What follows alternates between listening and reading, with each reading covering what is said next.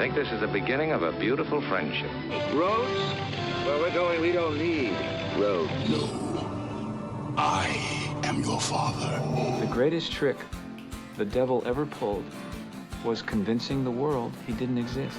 You're listening to After the Ending, the only film podcast where we tell you what happens after the ending of your favorite films. And now, here are your hosts, Mike Spring and Phil Edwards. Hello again. Welcome to After the Ending. I'm Mike Spring. I'm Phil Edwards. And Phil, we are back for one of our top 5 episodes. We're back, baby, and it's top 5 films of 2019. Yes, which seems kind of random and arbitrary, but it's not, and here's why. So first of all, when we went on hiatus, it was right at the end of 2019, so we didn't get to do our top 5 films of 2019 because we never filmed and recorded an episode in 2020, which that would have been the first episode that we came back to. And for longtime listeners of the show, we did our top 10 films of, or what was he call it? 100 Years of Hollywood in 100 episodes, where we went through every year from 1917 to 2017 and did our top 10 films for each year. Then we did a 2018 episode, but we never got to do our 2019 episode. So we're making up for that today. It was a long time coming, and we did every year. That's crazy. Yeah. We're finally doing 2019. Yeah, and I think next episode will be 2020, which should be interesting considering how few films came out. Yeah, I've still got quite a few more to watch from 2020. But I figure we can do what we've seen. So we're going to do our top 5 movies of 2019, and then we're going to do our ATE recommends, where Phil and I share a couple of things that we are watching / reading / listening to / experiencing that we recommend we think you guys will like. So let's dig into it, Phil. Let's get into our top 5 movies of 2019, shall we? Yeah, let's do it. Do you want to kick things off? Sure thing. So I do have a couple of quick honorable mentions. Do you want to do those at the top or at the bottom? Let's do them. Let's do them now because they're sort of before. Right. Yeah, they're just outside the top 5, aren't they? They are just outside the top 5. So my 2 honorable mentions, I could add a lot more. I could have added in. My 2 honorable mentions were Knives Out, a very fun murder mystery with Daniel Craig and an all-star cast that I really enjoyed, and then 21 Bridges, which did not get nearly enough. I never saw that. Oh, man, I just missed my top 5, too. If this was a top 10, it would have definitely been on there. Chadwick Boseman stars as a police officer. There's a couple of criminals who killed, I believe, another police officer. So they have to basically close down Manhattan. Hence the 21 bridges. They close them all down to try and keep these guys from getting out of the city. And they only have a certain amount of time to try and catch them. It's a great action movie.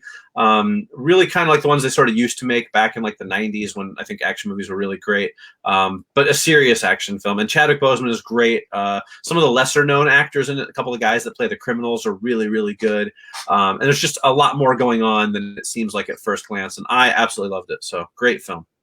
Yeah, that's always, I like the trailer. It reminded me of like the 90s cop thriller. Yeah, exactly. Exactly.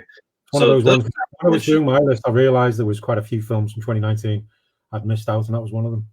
Okay. Well, then now now's your chance, I guess. Do you want to do your honorable mentions, or you want me to jump into my number 5 and then you'll do yours at the top? You do your number 5 and then. Okay.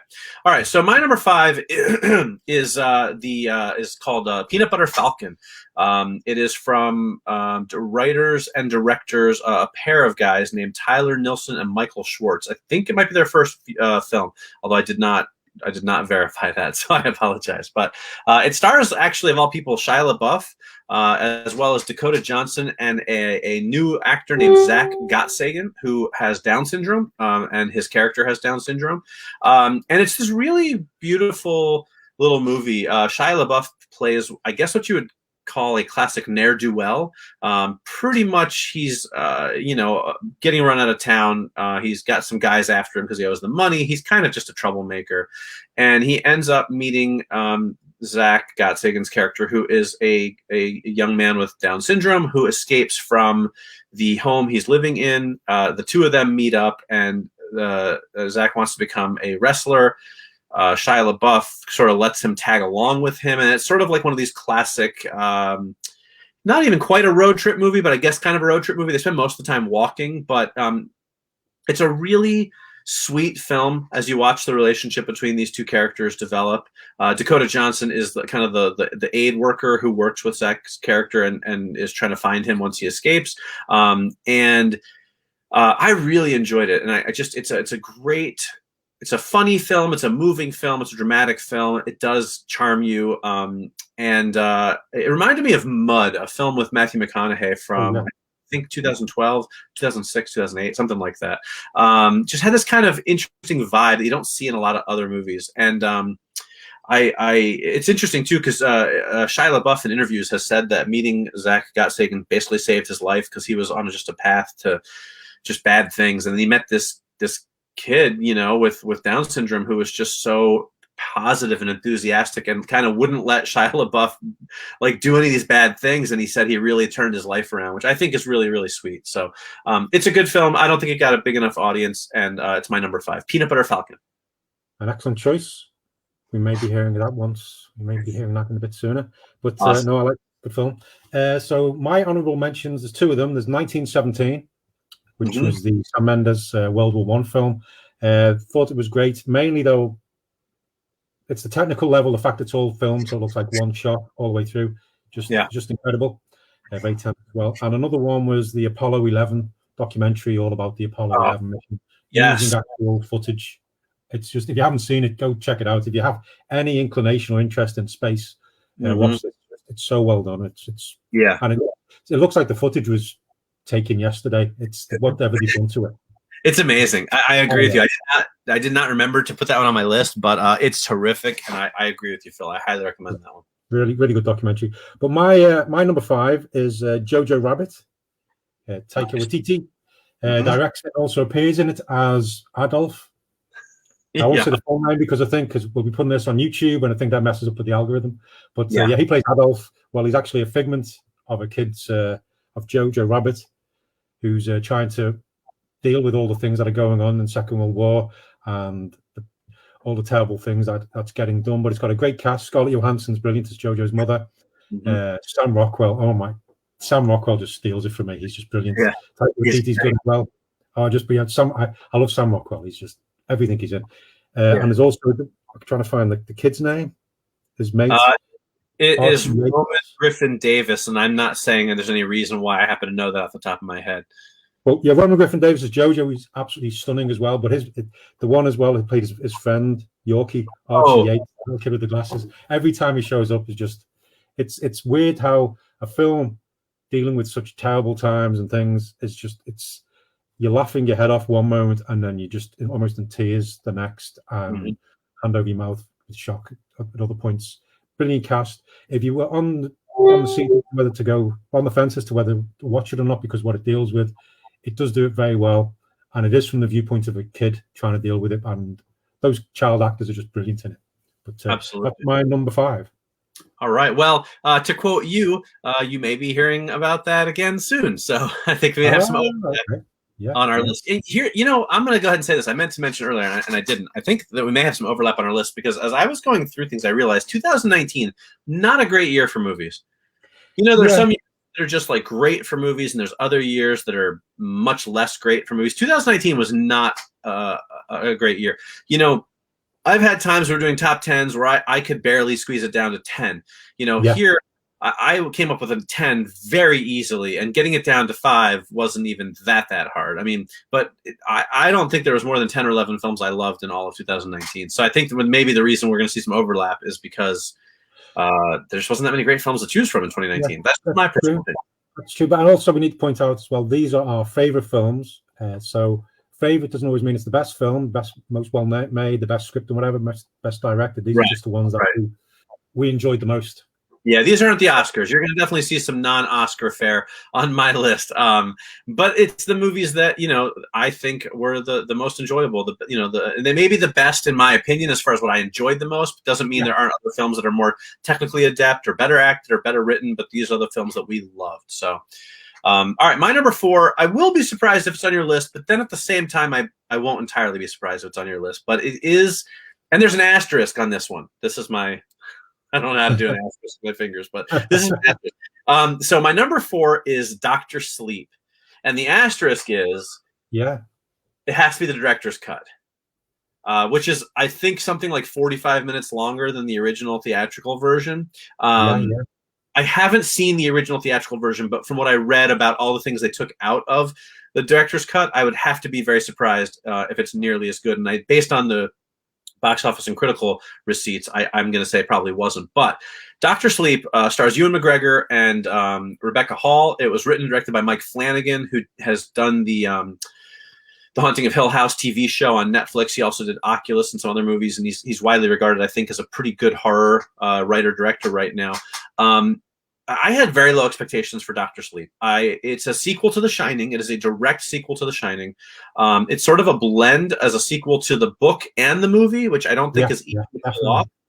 And I'm not even a huge Shining fan. I like The Shining just fine. It's not one of my favorite movies. But there was something about Dr. Sleep that I absolutely loved. The way they tied it into the original film, they recreated certain scenes in ways that I thought worked so well. The whole story of it had this just very really interesting vibe to it that to me, it was almost kind of reminded me a little bit. This is a weird comparison, but it reminded me a little bit like The Stand, like in the vibe category. Story-wise, nothing like The Stand, but in the vibe, it kind of reminded me of The Stand and just the feel of it. It was like Stephen King stuff at its best. I haven't read the book. Like I said, I'm not a huge Shining fan, but Dr. Sleep just really blew me away. And again, the director's cut, it's long. It's like 2 hours and 45 minutes, but I think a lot of the really cool stuff that they take out, things that really develop the characters and make the story interesting, is missing in the theatrical version. So director's cut, Dr. Sleep, that's my number 4. Okay, that's a great pick. And I totally forgot about that film. I went to the cinema to see that. And I thought it was brilliant. I really enjoyed it. I haven't still seen it. Yeah, I need to get the director's cut to watch because I loved it. I like the way it took its time. Good. Well, and that was one of the best things. It wasn't rushing anything. Right. And Ewan McGregor as Danny was brilliant. Yes. But I did make a note to watch the director's cut, so I need to get onto that. But yeah, I'm glad you mentioned that. Cool. Okay. My number 4 is, you've already mentioned it, the Peanut Butter Falcon. Awesome. Modern day Huckleberry Finn tale. There you go. With it's a much better way of describing it than what I did. Yeah, but it's just brilliant performances by everybody involved. I love the it's just got a good feel to it, though. You really get the sense of the environment they're in, just the people that they meet. And I just love those kind of relaxed stories where people are just moving from place to place, meeting people, having some adventures. It's superb. It's a really good film, and it's well worth checking out. Yeah, that's my number 4.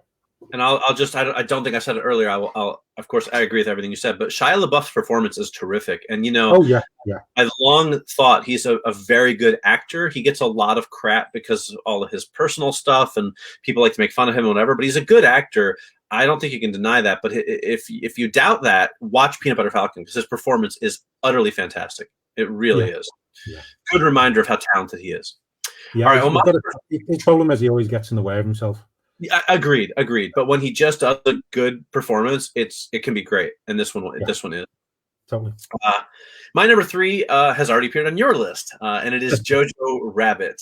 And you said most everything there's to say about it, so I won't repeat too much of it. I will just say that, and I don't want to draw any direct comparisons because I don't know what else is on your list, but the fact that a certain film won the best Oscar, which I wasn't enthralled with anyway. The fact that then I watched Jojo Rabbit after the Oscars, and I was doubly annoyed because I think Jojo Rabbit should have won the Oscar for Best Picture of 2019. Personally, it's an amazing film, great performances. Anytime you can take something like World War II, and very specifically like Germany in World War II, and make a film that is, I don't want to call it a comedy because it's not a comedy, but it's very funny, if that makes sense. It's a dramedy, I think, in the best sense of the word, right? Yeah. A lot of moving parts that move you, not moving parts, and a lot of great comedy as well, and just all in a way that is very respectful, very fun, and not making fun of it or making light of the situation, like you said, because it's from this kid's perspective, trying to make sense of it. That's a really great way of putting it. I absolutely loved Jojo Rabbit. I was blown away by it. Terrific movie, and that's my number 3. Okay, well, my number 3 is one starred Eddie Murphy, and it's Dolomite Is My Name. It's all about, it's a biopic or biopic, however you want to say, all about Rudy Ray Moore, the comedian who did Dolomite and lots of other beat pictures. And I was aware of those films. I think I'd seen some of them, some of the blaxploitation films of his back in the day. Didn't remember too much about them. And then I saw this. I liked Eddie Murphy. It was sort of a bit like a comeback. And so I watched it, and I thought it was charming, to be honest. It's just the character of Rudy Ray Moore. I hope he was as nice as Eddie Murphy played him and things, because he was really good, and he's nothing like the character of Dolomite or this other personas he put up. And it's just I think it's one of Eddie Murphy's best performances, to be honest. Sure. But it also had a great ensemble cast around him. Wesley Snipes was just, every time he was on, he just made me laugh so much, as well as this a proper actor who's they get involved in the making these films. And it just goes to show that you might not know much. You don't really need to know much to actually make a movie. You just need people who've got a lot of commitment and passion and heart for it, and you can make something. And who knows, it might become a cult success. But it's just great, and I learned an awful lot about Rudy Ray Moore, probably more than I ever thought I'd need. But it was really good, and it made me laugh. And it was just, as I said, it was a charming film. But you got to watch the language and stuff if you go in there. But it's on Netflix, and Eddie Murphy was sublime in it. I really enjoyed it. Yeah, I actually have not seen that one yet. I was interested in watching it, but I just hadn't gotten around to it. So that's good to know. I definitely want to check it out now, even more than I already did. So great pick. All right. So my number 2, probably not making a lot of critics' lists, and I don't care, because I absolutely loved it. I think I've seen it 3 times already since 2019. It is Terminator: Dark Fate. Now, wow, I'll just say wow. Yeah, I know. Not expecting that to be on your list. Okay. Here's the thing. I know a lot of people. Look, I'm admittedly a big Terminator fan. I like the Terminator movies that everybody else hates, right? I like Genesis, even with all its problems. I liked the Future War one, whatever that was called, with Christian Bale, despite all of its problems. Like I'm a Terminator fan, admittedly, but I'll watch those movies and I'll admit, like, hey, they have their flaws. Okay, Terminator: Dark Fate is hands down the best Terminator movie since T2. And I know that's a low bar for some people, but it's like pretty close to the levels of T1 and T2, in my opinion. The only thing that works against it, in my opinion, is that it's a little bit of a rehash of the stories of T1 and T2, right? It's not, they didn't really take the story in any really new direction. But that said, it's just fantastic. It feels like a James Cameron film because he produced it. He didn't direct it, but it's directed by Tim Miller, who directed Deadpool. Arnold Schwarzenegger is back. Linda Hamilton is back. They're old and grizzled, but it fits into the storyline. There's some new characters. Mackenzie Davis plays this sort of Terminator human hybrid type of thing. And it like I said, it's just from start to finish, it feels like a James Cameron movie. The cinematography feels like Cameron. The stakes, the humor, the way it's shot and edited, it all has a very Cameron feel. And I think if you watch Terminator and then Terminator 2 and then Terminator Dark Fate, you have a perfect science fiction action trilogy. It's really, really good. And I think it's a lot better than people expect it to be. And I know it didn't do well at the box office because I think people were just sort of tired of bad Terminator sequels by that point. Yeah, but if you haven't seen it yet, I highly, highly recommend it. I loved it. I've watched it a few times and I love it every time. So Terminator Dark Fate, my number 2. Yeah, I was surprised because I did see it and was sort of really. But it was probably, as you said, it's probably the best of the sequels after Terminator 2. Yeah. Well, I always thought Terminator Salvation was a nice try, going into the future and stuff. But maybe I need to watch it with Terminator T2 and then. Yeah, make a little marathon out of it. Listen, all opinions are valid. I really loved it. It really clicked for me. No, that's great. It's nice. It's always nice that it's always a good thing about films. People love them, hate them, and if we all agreed, it would all be pretty boring. Right, exactly. It'll be a lot easier online, though. But anyway, no, that's good. Okay, so my number 2 is a film which won't be on Mike's list.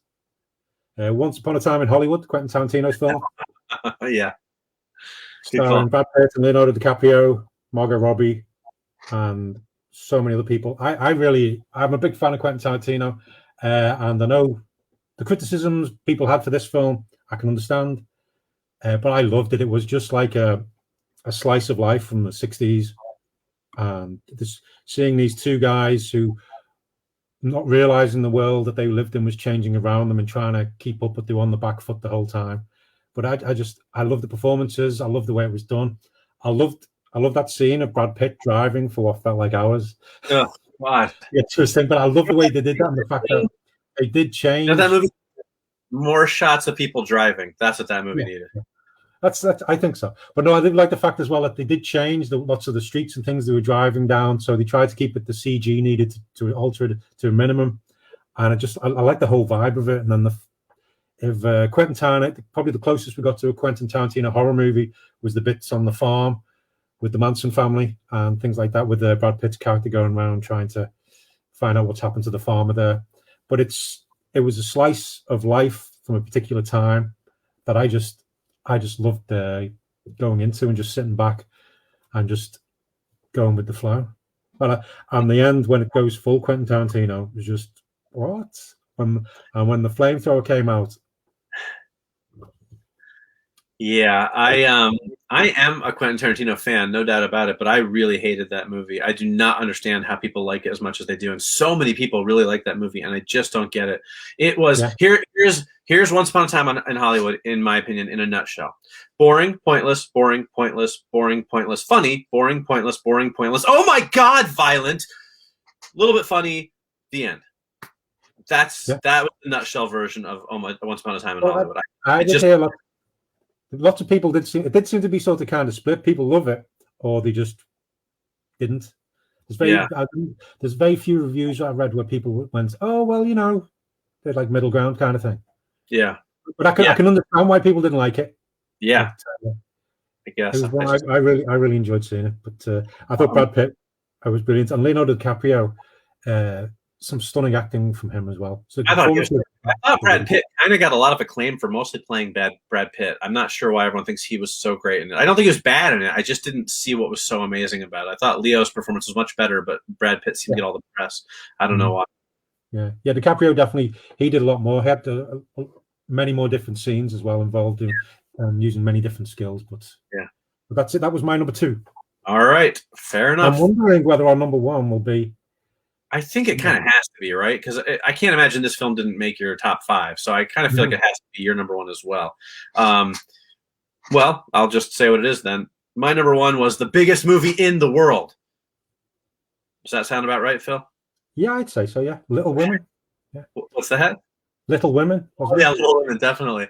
No, it was Avengers Endgame. That was my number 1 for 2019. Was it same for you? It was my number 1 as well.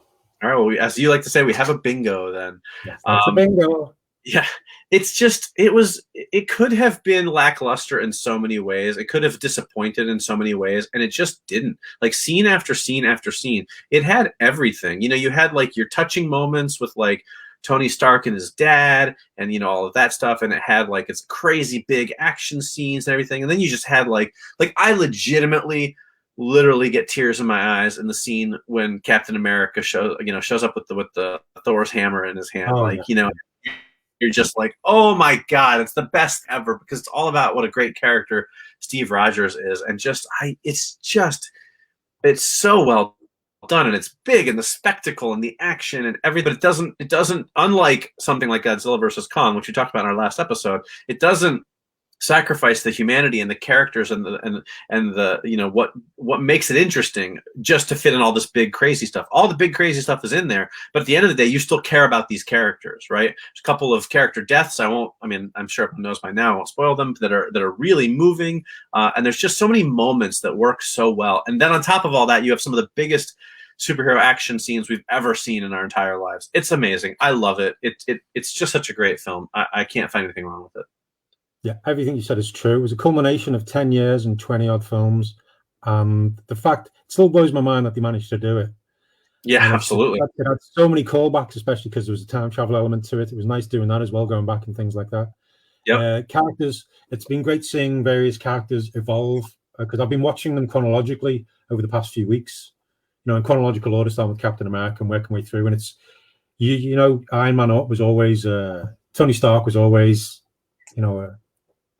a douchebag, but especially when you go back to the early ones, you see just how egotistical he was, and you're seeing him change. And then the Battle of New York happens, and then the Iron Man 3, and his growth throughout that is amazing. And then you've got Steve Rogers as well, just a good man, made better by the serum. Just and the fact all these characters have a moment to shine, and then you got the battle with all those other people, and it's just. I'm just big smile on my face, as you say. There's moments where you're sad, you're cheering. It's just got everything, and I still think maybe Infinity War as a film works slightly better than Endgame, but Endgame as a closing chapter to that whole Marvel thing is just a stunning achievement. Yeah, and I'm so glad I've been alive to see it all. Really good. Yeah. Yeah, I love Infinity War too. Actually, I don't know that I could make a distinction. Maybe Endgame gets a slight edge for me, but they're pretty. I'd have to watch them back to back to really compare. But they're great. So, great. I'm glad it was both our number one. So I think a lot of people will probably put it as their number one film in 2019. Probably not the most surprising choice in the history of our lists, but really hard to pick anything else. I think so. Great. All right. So there you go. Those are our top 5 movies of 2019. A long time coming, but we finally got it done. Hooray. We did it. We did. All right. So now it is time for us to do our ATE recommends, also known as what are Phil and Mike listening to / reading / watching / whatever else we're doing with it right now. Yeah, basically a chance for us to put in anything that we like that isn't just films. Right. Exactly. Just let us do our thing. Let us show off some of the stuff we like. Yeah, exactly. So do you want to kick us off then, Phil? Yes. Well, mine are both sort of game related. One's a board game, one's role playing related. I will start off with Peterson's Field Guide to Lovecraftian Horrors. Cool. Which is used for the Call of Cthulhu role playing game. But it's just great. It goes into details of 53 Lovecraftian creatures, categorized and detailed. So it's a good one to pass to the players. It's got some gorgeous artwork. Oh, nice. Very beautiful artwork. And then it's got descriptions and things you can't see so well, but it goes into little bits about where you'll find them, what they look like, what the environment would be like around them, so you can really make your players get a bit panicky. There's I marked another picture there. Where has it gone? Yeah, you got that one. Oh, yeah. Nyarlathotep and a few others, but it's beautiful. If you like the works of Lovecraft, if you're playing Call of Cthulhu or any other kind of horror related thing, it's worth checking out wherever you can buy books. And I know you love your Lovecraft, and I know you like your role playing games. So that seems like it's perfectly up your alley. So not a surprise. I can't wait until we can play face to face with people and go, "Hey, this is what it looks like," and hold the book up, and they'll go, "Oh no." So what have you got? I actually only have one today, and it is called Nothing But a Good Time, and it is the uncensored history of the 80s hard rock explosion, and it is 528 pages of pure goodness. It is basically a history of the hair metal bands of the 80s, all your Guns N' Roses, Motley Crue, Poison, Warrant, Rat, Skid Row, all those big bands from the 80s that most of whom I love. I'll admit. Now, here's the thing. I listen to current music all the time, but I still love my 80s hair metal bands. And so when I saw this book had come out, I had to get it. And it's basically like an oral history. It's in that sort of format where it's just presenting like chunks of interviews from all these different people as they detail the scene. You read all about how these bands got signed, how they broke big, all the debauchery and the drugs. I mean, if there was ever a book that could be subtitled Sex, Drugs, and Rock and Roll, it is this one. So it's about 3 things: sex, drugs, and rock and roll. That's what this book is about. But it's just great. There's so many neat little nuggets in there. Somebody was saying, there was a quote, it was like, first you put out your rock songs, then you put out your ballad, then you buy a house. Because that's kind of how it went back then, right? Like they put out their big songs and their big ballad, it made them blow up, and then you buy a house. And things, like C.C. DeVille from Poison was almost in Striper, but they wanted to paint his guitar yellow and black, and he's all about pink and purple, so he was like, nah, I'm not digging it, and he ends up in Poison. It's all these great stories. One time Axl Rose got into a fist fight with David Bowie and went chasing him down the street, like all kinds of stuff. It's just fantastic. It's so much fun to read. So if you have any interest whatsoever in like 80s hard rock hair metal bands, cannot recommend Nothing But a Good Time highly enough. I have not been able to put it down. It Legitimately, does sound like nothing but a good time, Mike. it really is. It really is. I have to say, I'm loving it. And admittedly, I'm a fan of that music as well as a lot of other types of music. But even if you're only a casual fan, it's worth the read. Brilliant. Well, I forgot that I've got another one as well, which I forgot. Yeah, go ahead. I've got it's a board game. It's called Watergate. It's only a little one. Okay. But it's all about, one of you plays the editor of the Washington Post. The other one is playing Richard Nixon, and you basically Nixon's trying to squash the investigation, and you're trying to get it. The mechanics of the game are brilliant. The board looks like a conspiracy board with the thread, and you've got to connect the witnesses to Nixon if you're the Washington Post guy. But it's brilliant. You have these cards which change things, and it deals with all the actual events. And the rule book's really good because the rules are nice and simple. You get the hang of it really quick. But then there's a big section at the back which goes into detail about all the events and all the people involved. So it's educational as well as lots of fun. But it's Watergate. It's 2 players only. Oh, cool. It's a nice little box, good one to play. But I've played this many times, and every time you're just going, "Oh my god, I've got this card. I can beat them." And then they play another card, and you go, "I can't play this card." It's great. Awesome. I like that. I'm always looking for good games, and I do like sometimes games that need less players. I don't always have 6 people to play with. So a nice 2-player game sometimes is really handy, and always looking for good board games. So that's cool. I recommend that one. That's really good. Excellent. All right. Well, there you go. So those are our recommendations this week. When we come back 2 weeks from tonight, we'll have some more new recommendations for you. Could be all kinds of things: games, books, music, videos, movies, you name it. But for those of you who are watching live, that's our schedule right now. We're doing this every 2 weeks, and we're doing our 2 little episodes, our ending episode and our top 5 episodes. For those of you guys who are watching or listening after the fact, you should be able to access the next one soon. I think we're breaking them up a little bit, so give you a little bit more to keep coming back for, but just keep checking the channels and the podcast feed and whatever else, and we'll have new content coming your way pretty regularly. Yeah, so I'll be putting them up on YouTube 1 a week. So the ending episode will be going up, and then the following week will be this top 5 episode on YouTube, and that should hopefully be the way forward. Yeah, do video every week. So, and we'll have the podcasts out. I might do the same, or maybe I'll put them. I'm not sure yet. We'll figure that out. But first few episodes went live actually earlier today, so we're getting caught up, but we're getting back into the swing of things. So yeah, slow but sure, but we're getting there. Yeah, exactly. But we're enjoying the video format, and hopefully you guys are enjoying it as well. So, all right then. Well, with that said, hopefully you enjoyed our list and our recommendations. We'll be back live in 2 weeks, and we'll be back unlive whenever you choose to watch the next video or listen to the next podcast. So, until that time, thank you again for watching and listening. My name is Mike Spring. And I'm Phil Edwards. And we'll see you next time. After the ending.